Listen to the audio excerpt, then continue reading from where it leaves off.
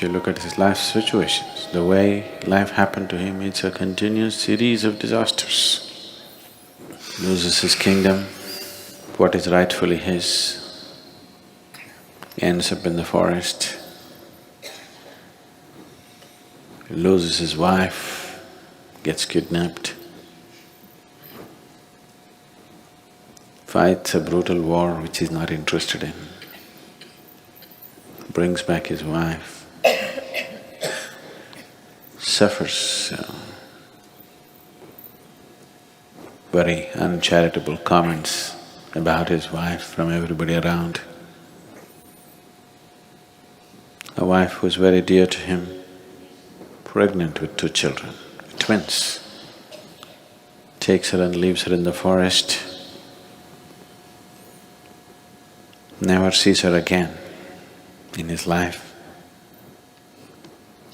and unknowingly ends up in a battle against his own children, fights a battle with his children, gets defeated by them, goes through the disgrace of that, endless disasters, and wife dies without he ever meeting her. But still, why? The significance of Rama is not the life situations. The significance of Rama is the way he conducted himself through this disastrous series of disasters that occurred to him, with how much gracefulness he conducted himself right through his life. With all the disasters happening, never once was he seen angry, never once was he seen cursing someone, never once was he seen freaking out, conducted everything gracefully. So people who are seeking liberation sought Rama. People who are seeking a graceful life sought Rama. People who understood, people who had the wisdom to see that external situations can go wrong any moment, just any moment. Oh, it'll not happen to us, is a foolish way to live. It'll not happen to me is a foolish way to live. Even if it happens, I will go through that gracefully is a wise way to live. So people sought Rama because they saw this phenomenal wisdom, though life became a continuous series of disasters. Never once wavered from his truthfulness, from what he set up for himself, the fundamentals of his life, never once deviated from that, just hung on to what he has to do, conducted with utmost balance. In fact, people on the spiritual path, there is a tradition of seeking disasters. Really. Many spiritual seekers go about asking for something to go wrong with their life. You don't have to necessarily do that, because they want themselves to be fully tested before death approaches. Before death approaches, they want to be fully tested. They want to be quality checked. No matter what happens, they'll go through it gracefully. Because when the moment of shedding the body comes, that's the time you'll lose your balance. Everything is fine. When the moment of everything that you know as reality is going to slip off from your hands, that's the time when you lose your control a bit. So, people seeking disasters, like Akka Mahadevi goes about saying, "Oh Shiva, do this to me, make me hungry, make sure that I don't get any food. And in case I get it, before I put it in my mouth, make sure it falls off my hands. Before I pick it up from the ground, make sure a hungry dog eats it away. make me go through everything so that I will learn to conduct myself gracefully irrespective of what the outside situation is. That's an extreme form of devotion, and you want to be ready. When the moment of leaving comes, you don't want to falter even a bit. That is the moment you need to handle gracefully. Take some practice. Suddenly one day if it happens, then you won't be able to handle it. And when the moment of losing your body and everything that you know as life, to conduct that day gracefully. People seek Rama, they want tribulations, trials and tribulations in their life, consciously seeking. If you see this anywhere across the world, I am not asking you to take this path, but it has been the tradition everywhere in the world. Spiritual path means first thing is to consciously seek poverty. Consciously to seek poverty. To conduct yourself gracefully through poverty is not an easy thing. If you get hungry, you will become… all sense of being human will be lost, you will become like an animal. When you're hungry, when you're angry, you're an animal, isn't it? To conduct that gracefully, you should see the yogis in India, they never ask for anything, they keep going.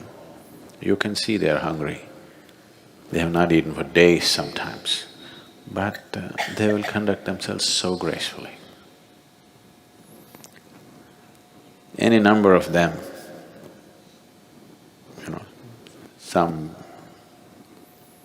I've seen any number of them. You offer them money, they won't take it. If you just offer one meal, they will take it. You offer money for one more meal, he won't take it, because he wants the challenge to be there in his life all the time. Because if I take money for 2 meals today, tomorrow I will logically convince myself, why not 10 meals? Then slowly I'll organize my whole life. Like, see, you have bought footwear for 3 lifetimes, just in case. If you have to come and walk the planet once again and once again, don't you have enough footwear for 3 lifetimes or 10?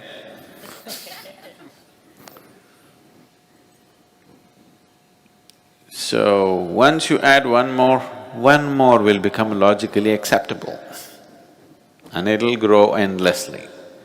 Just see to what extent we have taken our survival process. Our survival process has hit the sky and still it's not enough. To conduct yourself through hunger, to poverty, to various kinds of physical and other kinds of difficulties gracefully. For this, people sought Rama. And actually, if you look at almost everybody that you worship, Rama continuous disaster, conducted himself gracefully. Krishna, everything that he aspired for, what he wanted to create, his whole life was about bringing the political process and the spiritual process. He wanted to marry the political and the spiritual process. So he moved around with the kings and tried to bring spiritual process into their life, but it ended up in a disastrous war. Disastrous means horrible war it became. He tried to bring about something else, but something else happened. So we worship him. Jesus got nailed for very small things, but we still worship him. Not because of the success in their life, but for the gracefulness with which they conducted their failure, isn't it? Isn't it so? They conducted their difficult moments, most difficult moments gracefully, and that's what is valued. And that is the highest value in one's life. It's not the question of how much you have, what you did, what happened, what did not happen. Whatever happened, how did you conduct yourself? That is what determines the quality of who you are, not what happened in your life. You may make $1 billion because the market is doing well, okay? That doesn't mean anything. That's a social situation, isn't it so? So you're living in America and you're in a certain level of affluence, you go to Africa and they're in a certain level of poverty, you may think you're doing better, you're not doing better. In your society, you may be a failure. Yes or no? Yes? In your society, you may be a failure. In another society, you may look like you're a millionaire. It doesn't mean anything. It's a social situation. So all right, you can enjoy the comforts that come with it, but the important thing about the making of the human being is, whatever the situation, how gracefully can you handle it? So all these people, whether a Jesus or a Krishna or a Rama, these are fabulous representations of conducting their life gracefully through most difficult situations. So, either you can seek an easy life, remain untested, and you will see this, it's happening to lots of people. They look like perfectly fine till one big challenge came in their life, isn't it so? Are you not seeing this? When one big challenge comes, you will see who they are. When something that they expected did not go the way they think it should go, you will see they spill themselves all over the place. So the important thing is to bring this gracefulness into yourself. People are always doing thanksgiving for things that they got. Things that you get will not add to your life. See, suppose the whole world was living just in a hut. All we know is a hut. A hut would be great, we wouldn't need a mansion, isn't it so? Yes or no? Only that your neighbor has a mansion, you have a hut, that's the problem. This is a different kind of problem. Your neighbor has a mansion, you live in your hut and still gracefully. That's wonderful, isn't it? You can see this if you come to India. This is a huge house, next is a shanty, but both of them, he's not any less, you can't reduce him into nothing just because he's living in a little hut. He is as proud as you are, and that's nice. That a human being, irrespective of how somebody else is, he carries himself well. Not with just pride, but with gracefulness. And real things should go only to that even if your head fell off, you still can walk gracefully. Even if you have to go to the gallows, you still walk gracefully. This is the quality of the human being. Rest is only the quality of the situation, isn't it?